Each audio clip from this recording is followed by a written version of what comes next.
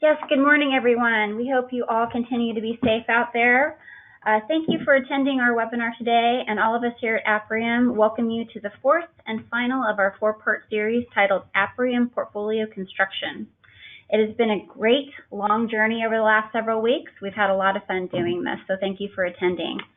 As Josh mentioned, I'm Rhonda Ducote, President and Senior Wealth Manager, and I, along with Josh Garland, one of our financial advisors here, will be your host today, as the previous three. As I mentioned, we'll be covering part 4 of the series titled Bringing It All Together. This is probably my favorite one of the 4-part series because it ties everything together. In parts 1, we covered asset allocation. Part 2, we covered fixed income or bonds. And in part 3, we covered equities or stocks. Today, we're going to be discussing how all 3 of these things all work together. Many clients ask, what happens after you've built your portfolio?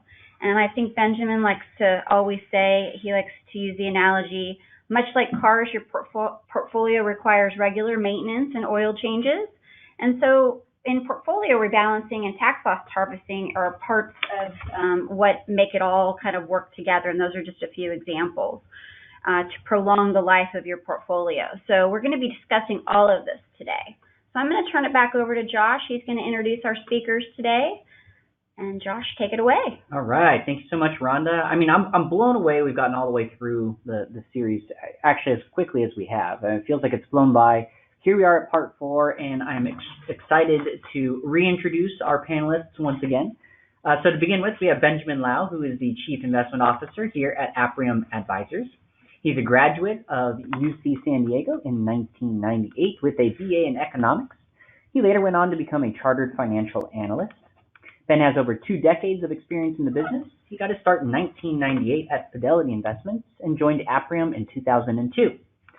Ben has most recently been interviewed by the Wall Street Journal, giving his insights on the COVID-19 stock market meltdown, as well as his views on U.S. stock optimism and valuation on trade. Our second panelist is Alan Ahmatovic, who is a financial analyst here at Apriem Advisors. He earned a BS in Business Administration with a concentration in finance from CSU Fullerton in 2015. Alan is also a chartered financial analyst. Alan got his start in the industry in 2014 as an intern at Waddell & Reed and joined the Apriem team in 2017. He's most recently been interviewed by Investor Business Daily on exploring investment opportunities amid the COVID-19 pandemic. Ben, Alan, thank you both for coming back for part 4. Can you tell us what we're going to be talking about today? Well, great. Thanks, Josh, for the nice introduction. We're going to be talking about how we're going to put everything that we've learned in the last few webinars all together. You know, like Rhonda's right, I do like to use analogies, and let's use another analogy here about food, right? And so now we talk about putting everything together, right? So right now, the first few webinars, we talked about asset allocation. What are the goals for this money here?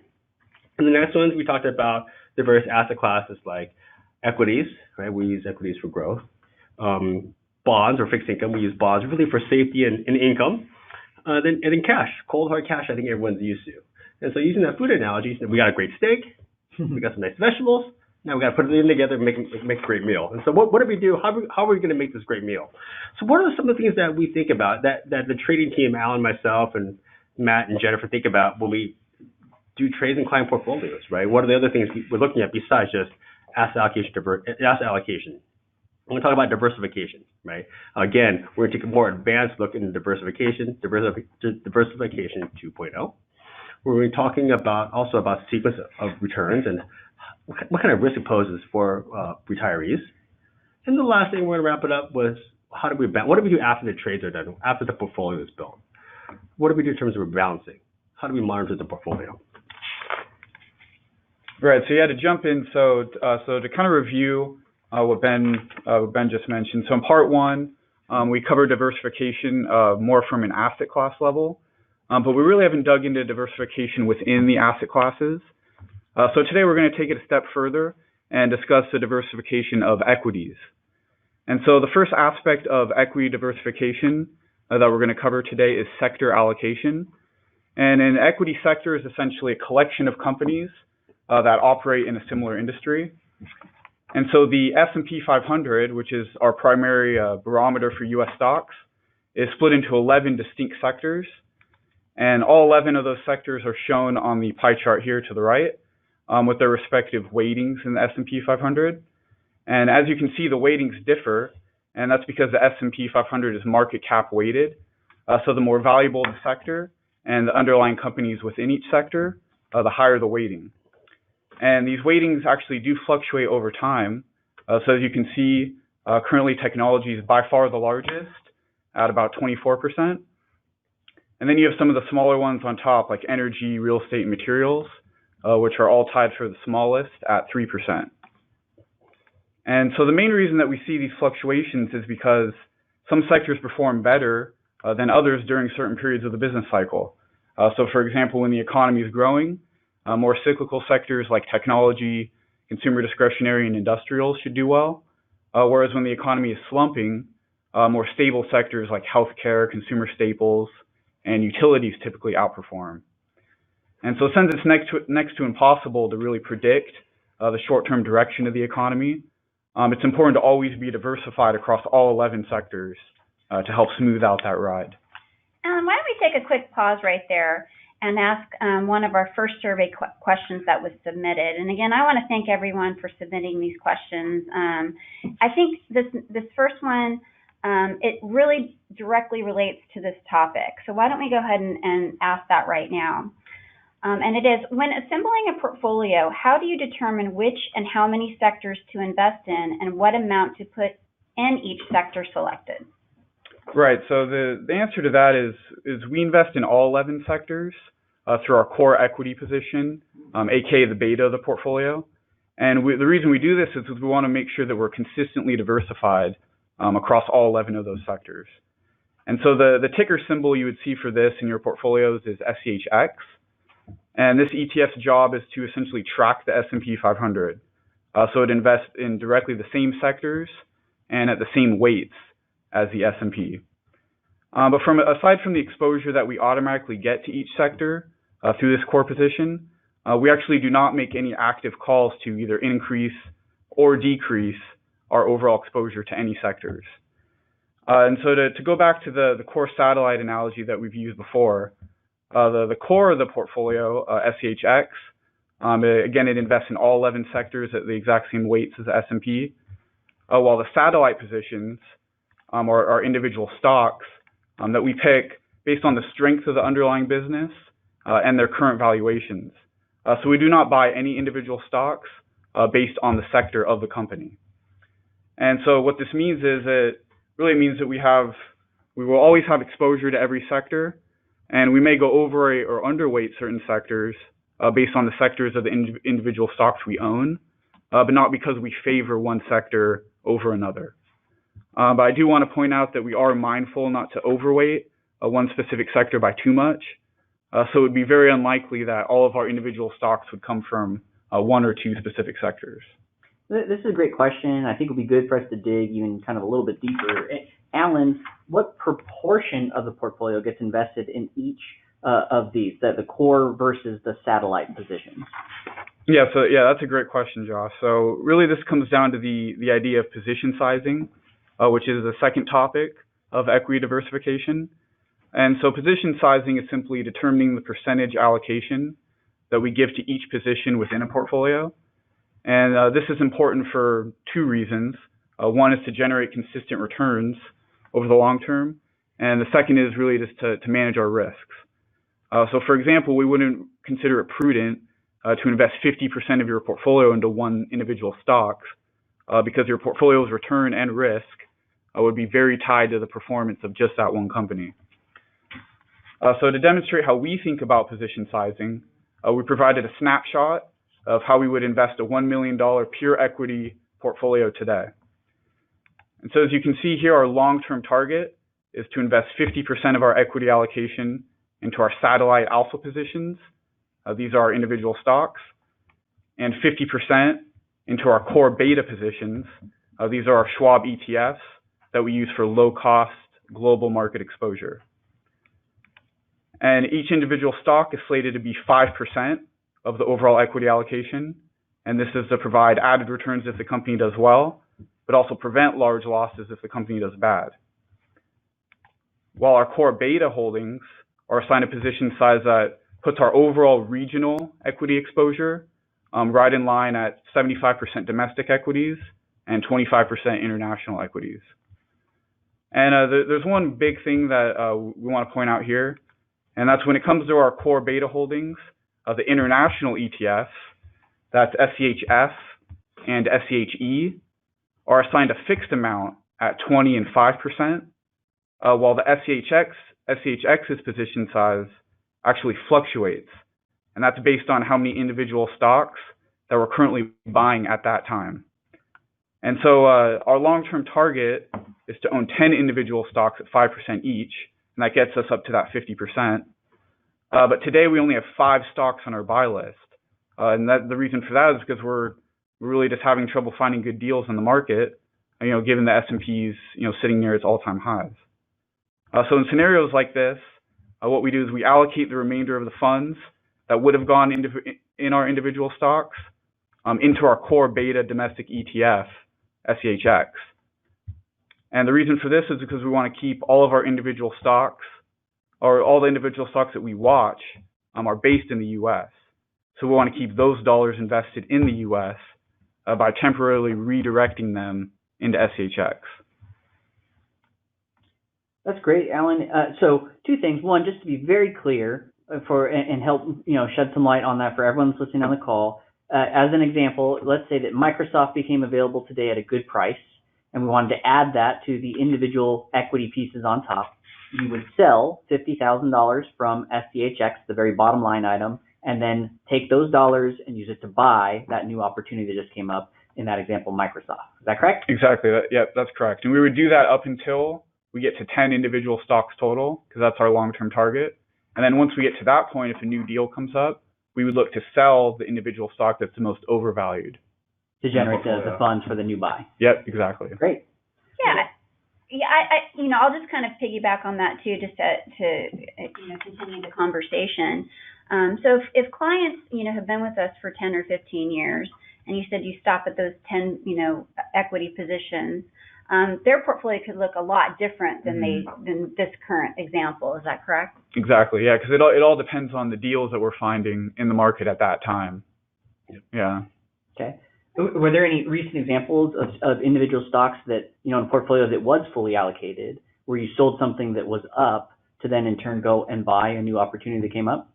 Yeah. So a few months back when the pandemic started, we sold Clorox, which was a company that we had been holding for a while. And the reason Clorox, went up a lot in price because there was a huge increase in demand for cleaning products because of COVID. And so the proceeds that we took from selling Clorox, we went and bought a few stocks. One was Cintas and one was Stryker. But since then, they've gone up a lot in price, so they're no longer buys for us today at this time. Perfect. So here's a question. I'm turning this over to Ben. Ben, do you guys think about this strategy different for a retiree versus somebody that's, let's say, a younger accumulator? Well, that's a great question, Josh, because so many of our clients are retirees, right? No, not necessarily. The easy answer is no, not necessarily, because first of all, everything comes back to the financial plan, right? What's the goal? And just because the client is just suddenly retired this week doesn't mean that they're necessarily going to be pulling money from the portfolio, right? And that's what we talk about, the different buckets of money and different timeframes clients have where they need their portfolio to do certain things. But the math does change quite a bit if the client does need to take withdrawals from the portfolio.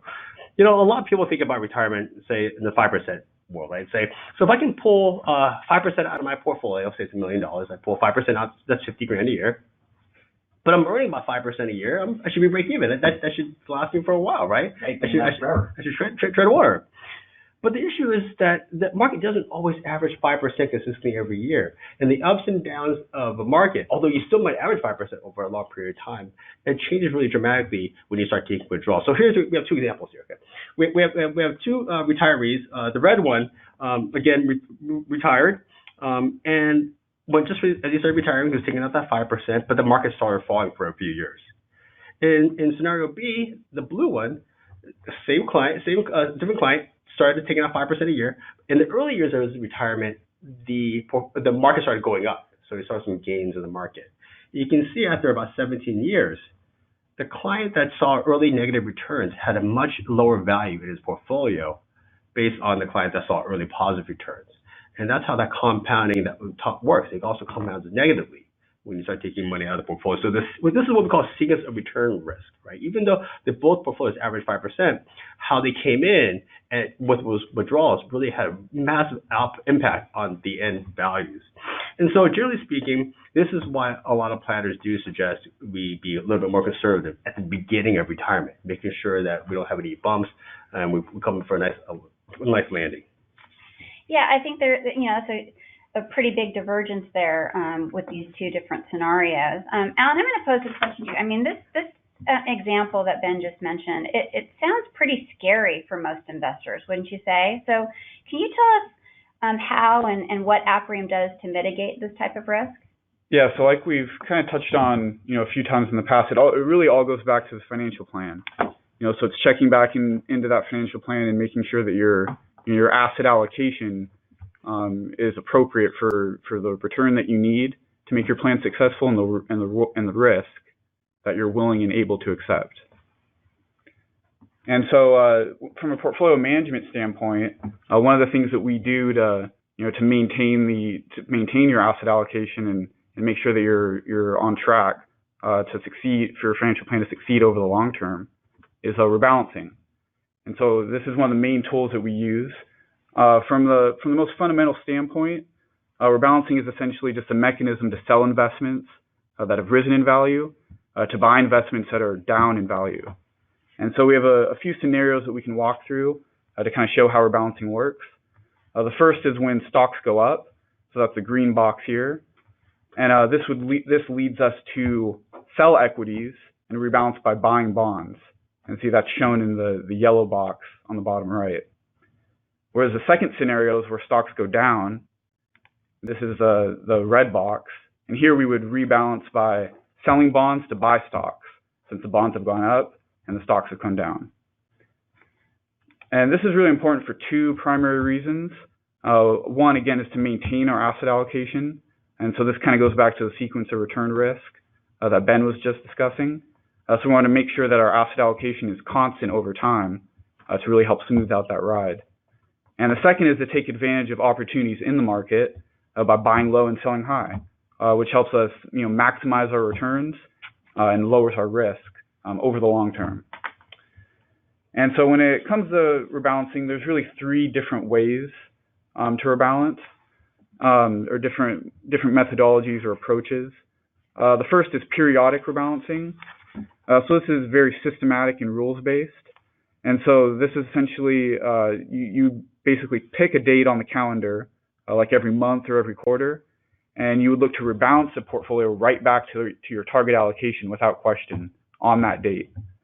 The second is tolerance level rebalancing, which is also very systematic and rules-based.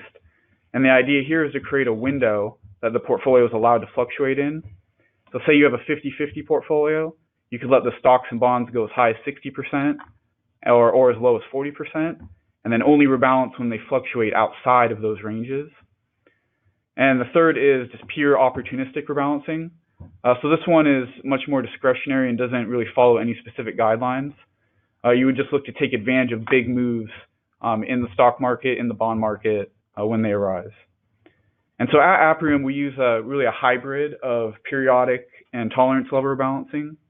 And we do this by examining our asset allocations every 3 months and rebalancing if the portfolio falls outside of a relative 20% tolerance band. So as an example, the stocks in an Apriem 50-50 portfolio could go as low as 40% or as high as 60% before we would actually take action to rebalance the portfolio. Thank you, Alan.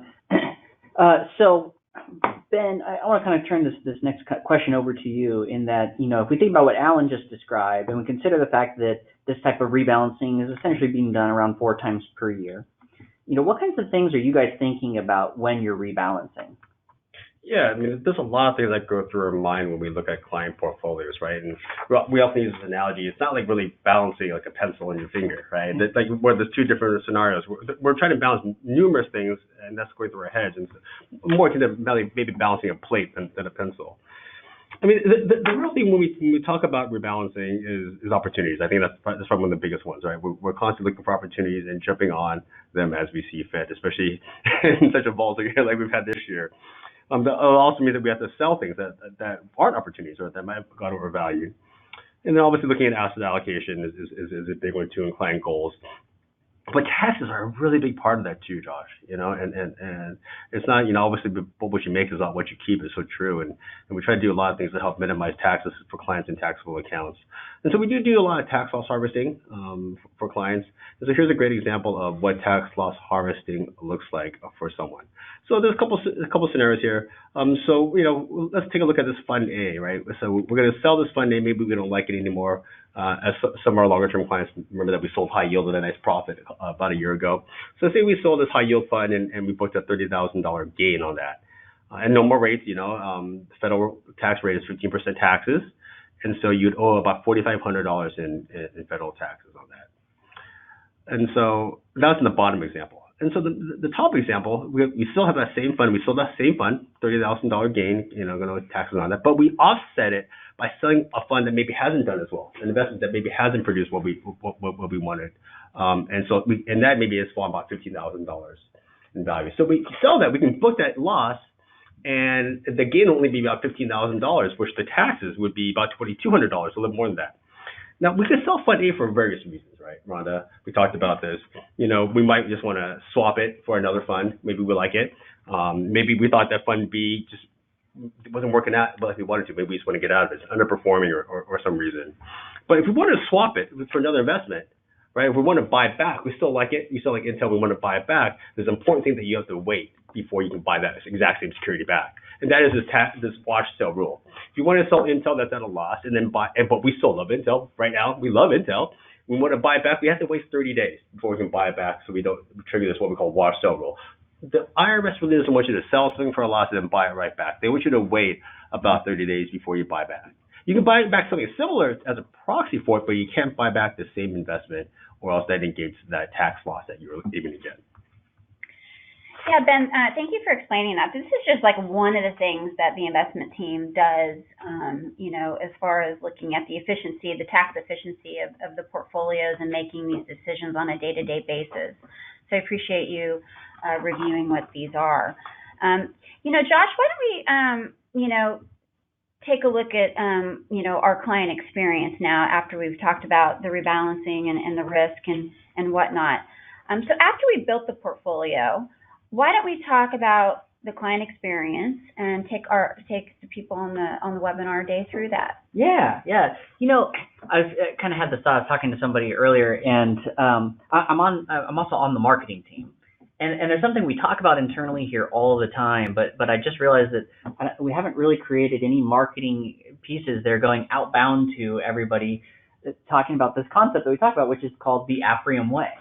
And so we'll have our team meetings and we'll talk about things. We'll talk about new ideas and things we want to do. And we're always asking, does this really reflect the Apriem way?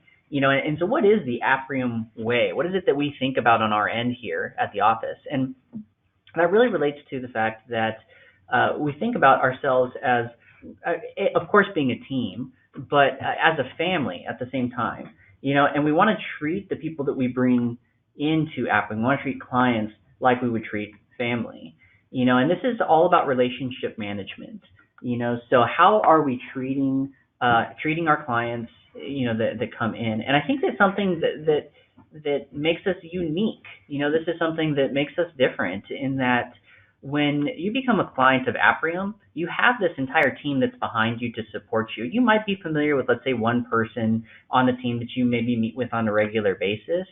But you're going to meet with lots of members of the team. You've heard from Ben and Alan, throughout the course of this whole series, but you have both of them. You have Matt and Jen. They're both on the investment team with them. I get tons of compliments for people's interactions with Sean and Lindsay and Sunny, who are all on our operations team. And in my mind, they're kind of the lifeblood or heartbeat of the company, and that, they're receiving all those calls that come in. They're processing all the requests for all the day-to-day activities that everyone really, really needs done. And so while, yes, every client's going to have a primary advisor, that kind of contact point that they work with to make life simple for them. I think it's really important that everyone knows, for us, you're a part of the team, you're a part of the family, and the Apriem way is really about bringing you in and everyone taking care of you as a whole. So I think I'd like to start there. And Rhonda, would you like to add on to that? Yeah, I'm really proud of our cohesive team here at Apriem, and I appreciate you going over the Apriem way. But I'm really, really proud of the communication that we have with our clients and the deep relationships that we build with our clients. And we do that in various ways, right? Once you become a client, we really take pride in making sure that you're up to date on everything that's going on with your portfolio, not just from the quarterly reports that you receive, but our website, our email updates, wanting to have, and always offering quarterly reviews, whether, in this day and age, right, with the whole pandemic and COVID, we've been doing a lot of our regular quarterly meetings via Zoom or the web, but we can also do conference calls. But what I really miss is the in-person meetings, that client contact. Yeah. I know that I've gotten a lot of feedback from our clients that, we can't wait till we get back to, I guess, the old normal, because this is the new normal.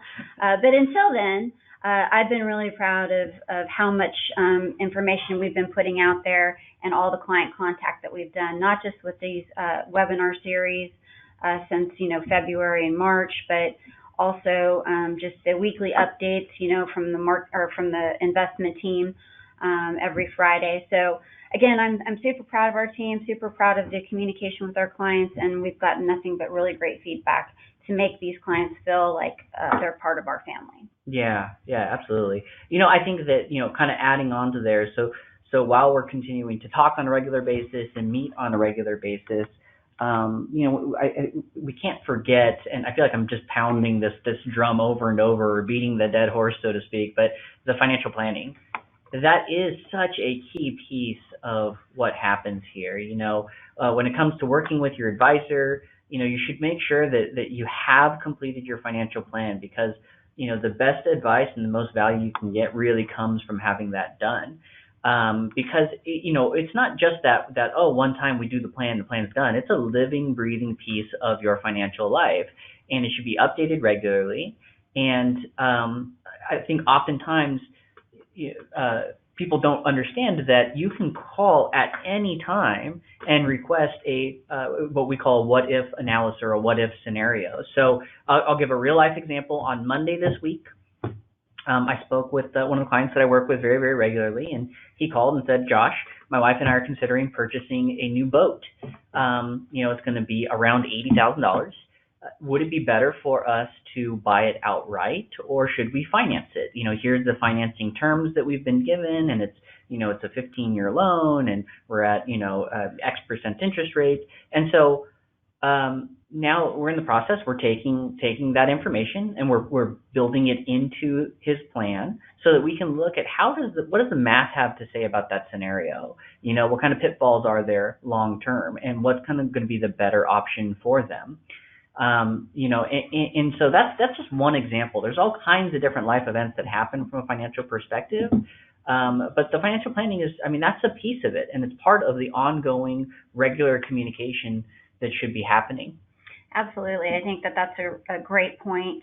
I just, getting ready for the webinar today, I had a call with a client, wanting to know, what his plan would look like if he sold his current home and wanted to go out and buy an upgrade to a more expensive home, and can they afford it, and wanting to take advantage of the low interest rates. And these are the types of things that you should be calling your advisor with and calling Apriem with, to just throw it out there, put it in your plan, knowing that plans change, right? And Absolutely. You should be changing your plan and updating your plan so regularly as you go through these life changes, whether it's retirement, whether it's buying a new home, if there's a death in the family. There's so many things, so it's ever changing, and we can't stress enough the importance of keeping your plan up to date. So, with that, I know we've covered a little bit so far, and we're about halfway into this thing. I thought we would maybe switch gears a little bit and start addressing some of the other survey questions that came through. And again, I appreciate everyone who did submit those questions. And we have other questions coming in, which we'll get to in our Q&A portion. But Josh, why don't you go ahead and ask this first question? All right. Well, thank you, Rhonda. And first, thank you to everyone that responded to the survey and submitted questions. Okay, so for question number 1, I've always liked that Apriem arrives at decisions as a group. I know you have staff meetings that provide input from different areas of expertise and different viewpoints. Is there a pre-planned or given system that you use in evaluating this information in order to arrive at a decision, or are you just a congenial group and hash it out according to the individual topic? Well, it's a little bit of both, Josh. We are. I like to think we're a congenial group, but we try to have a lot of processes in place so the investments and everything about Apriem can run with different people at different times. And so, yes, we have pretty much a pre-planned system. The investment team is extremely process-oriented. We meet, especially now with COVID, we meet once a day in the morning to talk about the activities of the day, but we also have a dedicated research meeting every Monday to go over all the investments on a weekly basis and redo the analysis. And on the investment side, especially on the stock picking side, we have a really specific methodology that Alan spends a considerable amount of time working on, is looking at everything we talked about on the equity side, right? The competitive advantages, the free cash flows, the operating margins, all that is done on a consistent basis. And we value all the stocks that we own on the core holdings at least once a week. I think that's great. I think I'll piggyback on that too. Ben mentioned that the investment team, meets daily. We do a WebEx call because we have a limited group here in the office right now with COVID. But it's across the entire spectrum of departments here at Apriem. So as a team, we meet once a week, all of us. But the various departments, as Ben mentioned, meets once a week or once a day. So our big thing on the relationship management side of this and client experience is making sure that we're getting the information out to our clients on a weekly basis, on an ongoing basis, from what the investments team is doing when it comes to their portfolios and our views on the market and outlook. But more importantly, if there's any service on the accounts that need to have happened or money movements, and that really comes from the operations department. And then I'm going to tie it all back together, and Josh just mentioned this, so we keep hammering this out, is our financial planning department as well. So everybody's working very cohesively together. I'll use that term a lot throughout the webinar today because we want to make sure that information is flowing, from department to department to the end result to our clients, and they're getting complete transparency. So with that, can I sure. add something on that? So I just want to add on that when I first joined the team at Apriem, which I'm going on 2 years now, but when I first joined, I was really impressed actually by the meetings themselves and how well they were run. Each of the departments, all of the departments, they come in, everyone comes prepared, everyone has their items, everyone's giving the entire team an update. So we all are really aware of what's happening across the board. And that's from the big decisions that are happening on the investment side all the way down to even things like this today, what's happening with the events that are coming up. And so I was very, very impressed with how well run and process oriented everything was. And additionally, I was impressed by the fact that at Apriem, the investment team is here. So from my background, I won't get into a lot of explanation on it, but from where I came from, I dealt with a lot of other advisors.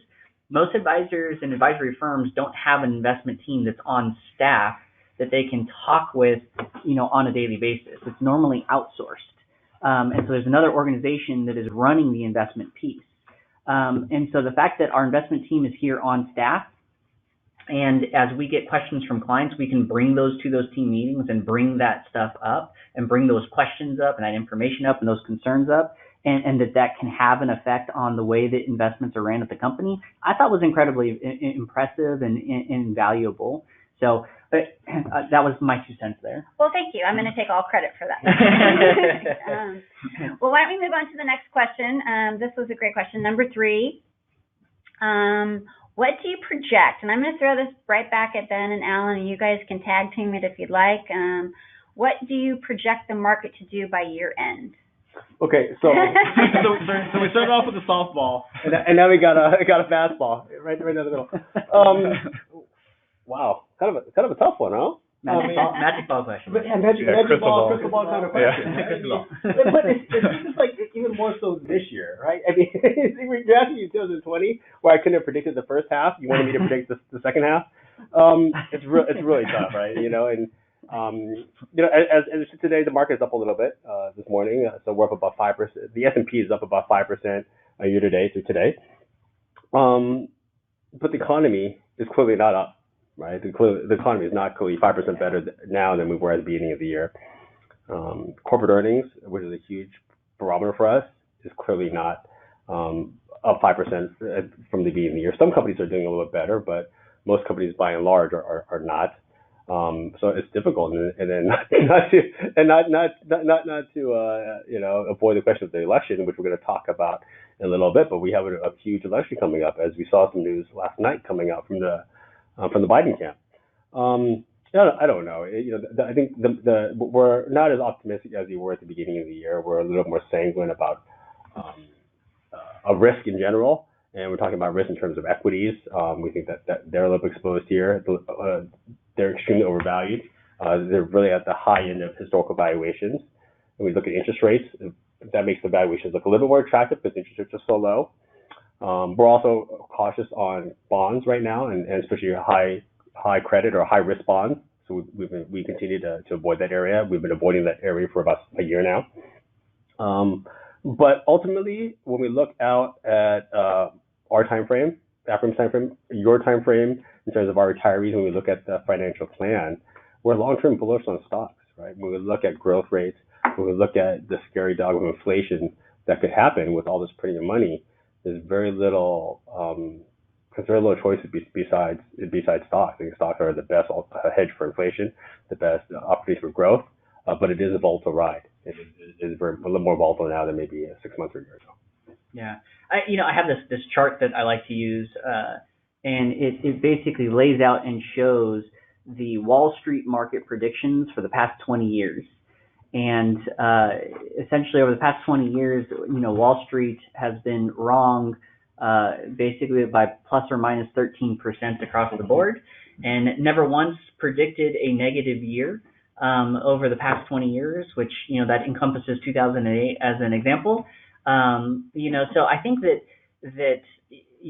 wanting to make decisions based on what you think is going to happen it's a human nature, natural phenomenon where we go, hey, unemployment's going to be through the roof, so the stock market's going to be down, right? And then, we look at the market, and the market's just not doing, what you would expect it to do. And I think it really, really highlights the fact that, the market's not the economy. And while, the economy can have a role in what's happening in the stock market, it's not a direct reflection. And so, I think that, and we, Alan, your entire team, you guys are all CFAs, you guys, very, very well educated, but, making decisions based on those kinds of crystal ball predictions, it's very, very, very difficult and dangerous. Yeah, right. That's why so much of our process revolves around that competitive moat we talked about. Right. The cash flows, operating margins, not around short-term situations like COVID or. Right. Exactly. I think it kind of boils back to you have to invest for the long term, but deal with short-term things that come up in your life. Meaning, if you have an income need or purchasing a large purchase or whatnot. But as far as investing, you kind of have to look at the long term. So. Right. Yeah, I think the great thing about the way we invest too is it's not just that it's very process oriented, but we're really about controlling what we can control. Right. We don't know exactly what the market's going to do over the next 3-6 months. But what we can control is we can control the price we pay for the companies we buy. We can control the type of companies that we watch and want to own for the long term. We can control our asset allocation, which is super important to meet our financial goals over the long term. So I think that those are the things that we really put a lot of our time and energy into, because those are really when you control those things, the fluctuations in the market will kind of take care of themselves as long as you have that other stuff taken care of. Less speculation, more investing, right? Exactly. So I think I get to read off the next question here. which I really like this question because this is, I think for Rhonda and I, in our shoes, we're getting asked this very, very frequently. And it's, should I be buying 5G stocks, or what 5G stocks should I be buying? Should I be buying Bitcoin, gold, silver? And I'm going to go ahead and say, I want to add one to the list. I'm just going to help the question out here with another one that I get all the time. And a lot of you are probably thinking of it is, who's going to have the vaccine? Where's the vaccine going to come from? Where should I invest to participate, in that growth or space, right? And so, Ben, Alan, which one of you wants to take this one? Yeah, I'll jump on the 5G one. So, okay. Yeah, so we've really gained exposure and kind of indirectly invested into 5G through various different semiconductor companies that we've bought over the past year. So the first example is a company called KLA-Tencor. So they're a semiconductor equipment company. So what they do is they basically provide equipment and services to companies that make semiconductors. And so they're kind of they've been an indirect play on 5G because a lot of the 5G technology is based on these processors and semiconductors. So as there's a greater demand for those, those technologies and those products, a company like KLA-Tencor has done well because, the demand for their services picks up. So that's kind of been an indirect play for us. We started buying them a year ago. That stock's done really well for us, but at this time we're not adding more to it just because we feel the valuation has gotten stretched at this point. The second example I'd use is Intel, which we've touched on Intel in the last presentation. It's been down a bit this year, but I would say they're slightly more of a direct play on 5G because a lot of the processors and the chips that they're making are going to be used in the 5G infrastructure that's currently being built out today. So as demand for 5G really picks up in the U.S. and globally, I would expect Intel to get a big portion of that demand. And Intel's a stock that we're buying today. That's one that we'd be putting dollars from your portfolio into Intel today because we also like its valuation too. We think it's undervalued. The other questions about Bitcoin, gold, silver, and obviously some of these vaccine companies, what I'm going to call it generally COVID trades, right? Yeah. Those are really interesting, and I think we have to take a hard look at all those.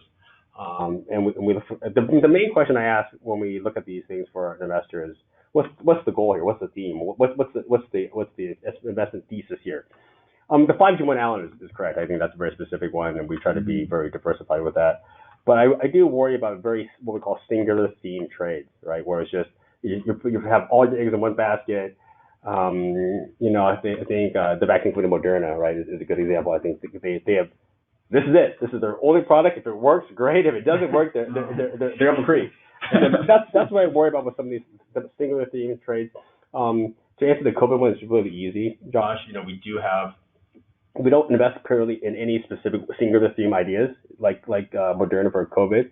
We do have vaccine exposure through some of our pharmaceutical companies like Pfizer and Johnson & Johnson. Vaccines are really tough. It's a really tough business, right? You have to come up with this pretty much every year. You have to try it out. You have to sell it at a very low cost and produce it at a very high volume. And it's generally what we call a high volume, low margin kind of business with a lot of legal liabilities. So it's not really our favorite kind of dynamic. The other one is a tougher one, right? The whole Bitcoin, gold, and silver situation. And as I said a second ago, the market is up about 5.5% through the year, and Bitcoin, gold, and silver are up much more than that. What's the thesis here for these two names? And we talked about it a little bit in our market write-up last week. What's the thesis, right? With Bitcoin, gold, and silver, the one common thing is that they're worried about inflation. Right? Inflation is a concern. You see the Fed printing money. What's going to happen? First of all, it's only a theory that inflation will come up. It hasn't happened in the last 20 or 30 years now, right? It didn't happen in 2008. Didn't happen with Japan. It didn't happen when other central banks printed money. But it could happen eventually. I don't want to dismiss it. But when we look at past times of inflation, and I'm saying the last 40 plus years, gold, silver really haven't been that great of a hedge for inflation. They on a real basis, they're negative, where stocks are significantly more than that, and bonds are up too. So if you're going for inflation, I think gold and silver are probably not your best bets there. The other theory is that, all this printing of money is going to cause the U.S. dollar to be weak. That's actually happened. And that's probably a more valid reason. And I think that's why that's more related to both to gold and Bitcoin. As you see the dollar fall precipitously this year, up until a few days ago, you see those trades do really well as an alternative store of wealth. And that's an interesting one. So I don't know. I think, we think that if the economy does improve, if the COVID situation does get better and interest rates do start improving, going up from here because the economy is doing better, I worry that these Bitcoin, gold, and silver trades might be really one directional. And as soon as the economy starts improving, interest rates start normalizing, I think that could be a real big headwind to those names. Yeah, I mean, they're definitely the headline news, topics of today for sure, because Josh is right. We get asked quite a bit on a weekly basis. And so, again, we want to look long-term and not do these short-term, more riskier trades, to be quite honest. So, well, with that being said, let's move on to question number 5. Okay, great. I think I'm going to go ahead and take this one. How do I effectively use my advisor? I think that everyone should be asking themselves this question. I think I'm going to try to simplify it is that, you should use your advisor as the quarterback of your financial team. And what I mean by that is, you do have a team. You have your investment advisor, you have your estate attorney for your living trust, wills, and healthcare directives, as well as your CPA for taxes. And they all work together to make sure that, you're getting what you need. And so you really need somebody to quarterback that. And I think the investment advisor, financial advisor does that for you, because we're doing things that could adversely affect you from a tax perspective, but also making sure that, everything is in order for, a death or an uncertain thing that happens within your life. So what else you should be asking your advisor is any and all financial questions, as Josh mentioned a few moments ago, is the what if scenarios. Let's throw some things in your plan to say, okay, what if this happened or what if that happened? And you can't ask too many questions, and that's what I would say is that we're here for you, regardless. A lot of people say, oh, I'm bugging you, or I don't want to, I don't want to call you too much. There's no over-calling or over-communicating. And so that's what our role is to make sure that we're educating you on what we're doing, and most importantly, what our thoughts are going forward into the unknown, making sure that we're transparent with you, that you know exactly what's going to happen in any and all cases. And then, of course, the communication, as I've been mentioning. So education, transparency, and communication, and it all, again, ties back to your plan and making sure that we're answering all those questions for you. Yeah, this is a fantastic question, and I'd love to jump in on this. I think that one of the big things I look at when I look at this question is the very last word is advisor, right? And how do you use your advisor? We're not necessarily a broker, and I've been called a broker before, and we're not stock brokers where we call you and give you, hey, here's the stock tip, you should buy such and such, or you call and say, hey, I want to buy XYZ company. Now you can call us and we can enact those trades for you, absolutely, but that is not we're not brokers, we're advisors, right? And we're here to help advise you. And, essentially, what is the fee? It's an advisory fee, right? And it's our job to act in your best interest and to help you to grow your wealth, right? And we all do that together. On top of that, I think, of course, we're doing the investment management, which is a fantastic piece. But I would argue that a lot of the time when it comes to the life cycle of your life, you will get more even financial and monetary value out of the advice that you can receive than you will out of just the investment management piece. And what do I mean by that? I can give you guys an example where, we had a client that called in, and they had actually a couple of parents that were in nursing homes. Nursing homes very expensive.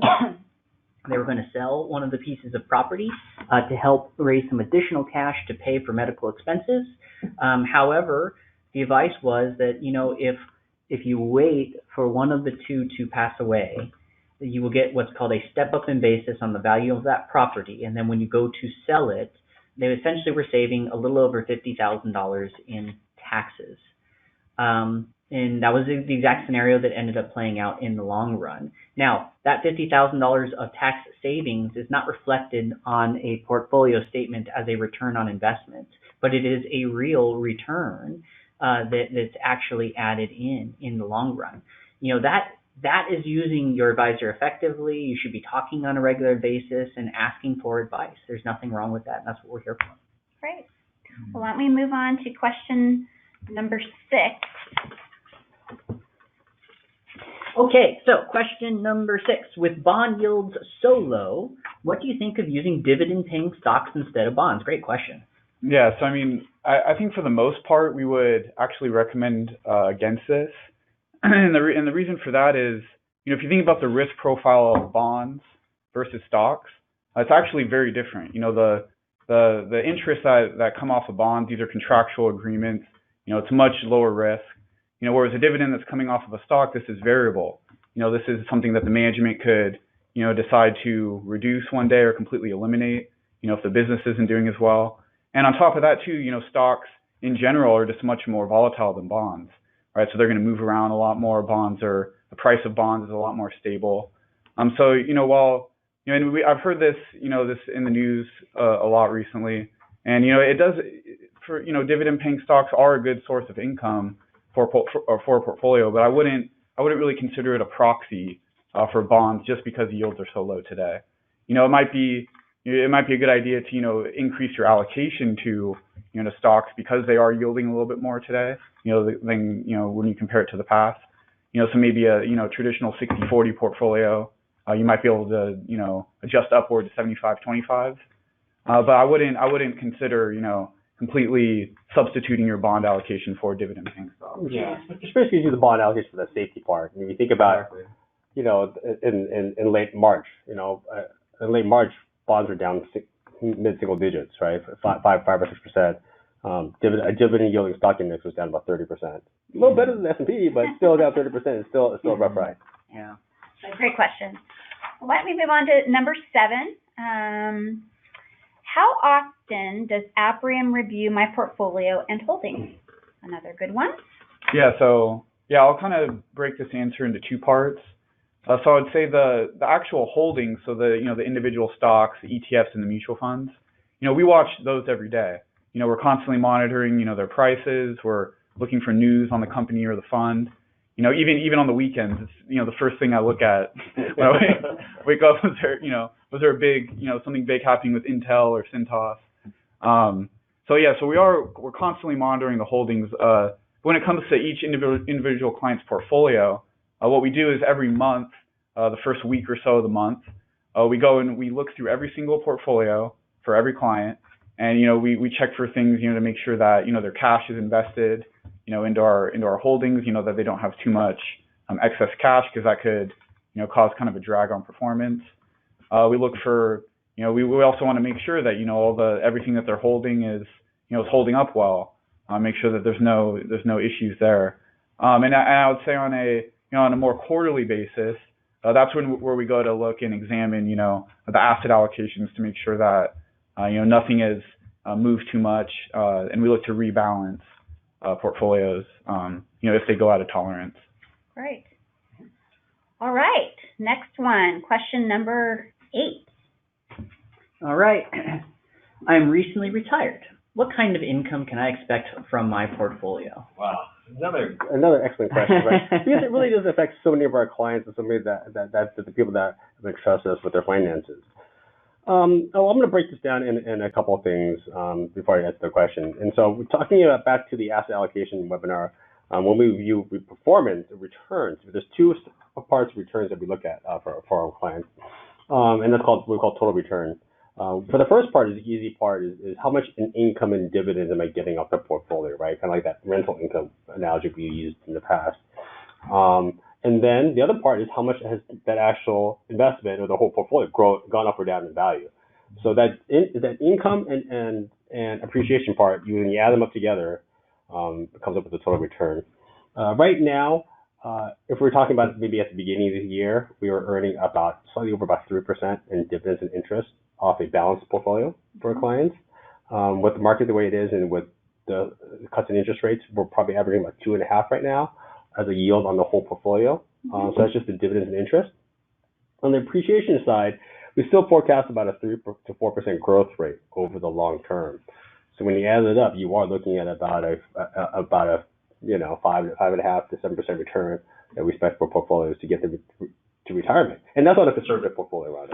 Yeah, so I mean, just to tie that up, so just from dividends and interest, on 2.5, 3% on $1 million portfolio, you can expect to get between $25,000 and $30,000 a year in income off of a portfolio. And then what Ben mentioned is, the growth on the stock side of it would be, Can I jump in there too? So I would just like to point out from a financial planning perspective, if I was me and that was the question, the internal question would really be how much do you need? How much income do you need? Because I think that's more of the driver. I think a lot of times we think, well, okay, let me find out how much can I withdraw off of this. But what you should really be looking at, you got to look at the whole piece, the whole puzzle. What am I going to receive as far as guaranteed sources of income anyway? What am I going to get from Social Security or pensions, or do I have an annuity in place that's already paying me some kind of a source of income? And then what are my expenses, right? Because we have these essential expenses that we have to cover every single month, and then on top of the essential expenses, we have these additional discretionary spending.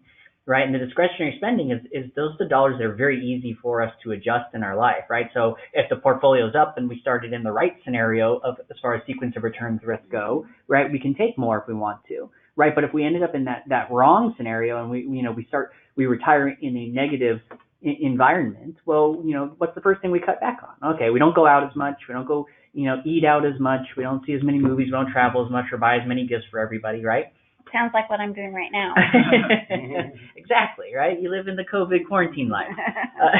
But I think that is a bigger driver of the answer to the question. And again, why we talk so much about, having a financial plan that's comprehensive, that's been put in place. Great. Well, let's move on to number 9. What are the shortcomings of conventional assets allocation? Okay, so you're going to give me the hard ones. This is tough, right? Because conventional asset allocation has been around for decades, right? If you had well past, it's older than all of us in this room here. And it's based on a lot of theory, based on a lot of historical averages. And in the past history, interest rates were higher, volatility was higher, and so that has a big factor of how you calculate the benefits of asset allocation. The other issue that's been difficult, especially in 2008 and this year too, is that even when the stock market sells off, bonds aren't really rallying and up as much as in the past. Mm-hmm. Bonds are still doing a lot better; they outperform. So I think a lot of the conventional wisdom is still correct. It's just the amplitude is maybe not quite there. But I still think asset allocation is still one of the best things out there. There are shortcomings given how low interest rates are and the volatility of the bond side. But I still think, although it's not as beneficial as it was maybe 20, 30 years ago, it's still extremely beneficial and it still has a lot of value. Yeah, I think it's just human nature to, kind of chase after what is, the fastest growing thing, right? So when the stock market's doing well, it's human nature to be all in stocks, and, when interest rates are low, to be all out of bonds. But bonds and cash are asset classes, and they do play a role in a financial plan and long-term growth. So thank you for that.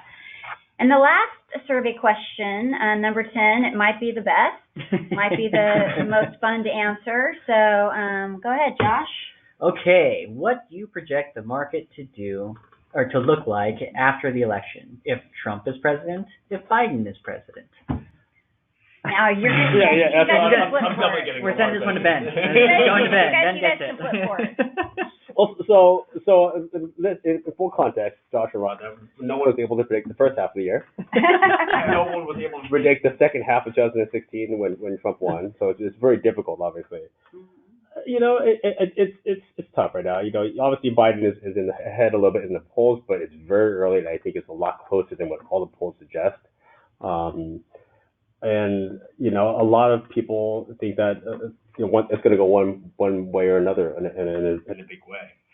When we look back at what Trump did in 2016 and how the market reacted, that was crazy, right? And all forecasts, conventional wisdom was that if this person wins, the market's going to collapse. If this person wins, the market's going to do whatever. And the exact opposite happened, right? When Trump won, and Ronnie, you and I were up that night, to the wee hours of the morning. Yeah, I mean, because at that point it was pretty late, especially on the East Coast. We started getting polling numbers in. We started getting market numbers coming in from Japan. Well earlier, and then the Florida numbers came out, and then the futures in Europe started opening up. And the reaction was very different. No one could have expected that. And I think that's still the case. It's really unpredictable on how the market reacts. I think the bigger issue that is on the trading team's mind, and I know on your mind too, Rhonda, is what happens afterwards, right? After the voting election night, what happens with the election? Hopefully, it doesn't drag on like we did in 2000 with Gore Bush won. Right. And probably the most important thing from a personal standpoint is what happens with Congress, and specifically the Senate, and that could, what happens if Biden wins all three, or I'm sorry, the Democrats win all three, or what happens if it's a split Congress. So I think that's a I think it's the bigger question out there is, what happens in the Senate and or the House, and then, clearly the presidency. But it's important though that, no matter who is, and I know I'm going to probably upset half the audience here, is that it's hard to let your political beliefs really affect your opinion on the market or the economy, right? And so we used this chart in the past year. It's a great chart from JP Morgan talking about how different consumers and investors feel about the market based on their political affiliation. It's a great long-term number. It's been done over 20 years now. And so, the Republican opinions were in red and the Democratic opinion is in blue.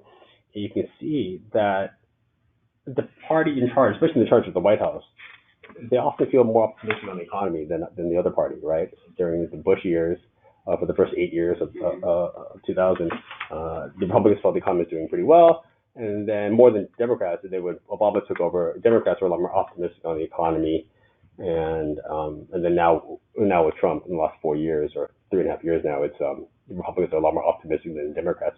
The numbers obviously changed with COVID. That steep drop off at the right there is obviously with COVID. But you'll notice that during this whole time, though, you can't invest just based on your political affiliation. You would have missed out on a substantial amount of returns. You made a huge drastic changes to your asset allocation or your investment strategy. Basing on political beliefs is probably difficult. It's going to be must-see TV for sure. Definitely. So I know we're butting up against our time, but I thought maybe we could answer a few questions that's come through. And then if we don't get to your question, we apologize, but we will follow up with you in an email to answer it, to make sure that all questions are answered. But Josh, why don't you pick one or so, two, and we'll kind of get those answered. All right, I know we're rolling up, to the end here. So the first one that I have here is, what effect does potential external forces of inflation and higher taxes have on constructing or reconstructing one's portfolio? Yeah, and this is the whole issue, right? And for inflation, almost all the forces are external, right? There's very little internal forces of inflation. Aside from just the increase in the velocity of money, most every force for inflation is external. Whether it's input cost is probably the biggest one. The external cost, historically, at least from my history, has been two things. It's been either a commodity cost, like we saw, and like we saw there many times, usually oil, and the second one is wage inflation, like we saw in the late 70s. And for those around during Volcker years, I think that will put a double impression on inflation in your head forever. Regardless when we look at the sources of inflation, we look at where it's coming from. Clearly, the reason why we're not so worried about inflation right now is because we're not seeing those two sources pick up, Josh.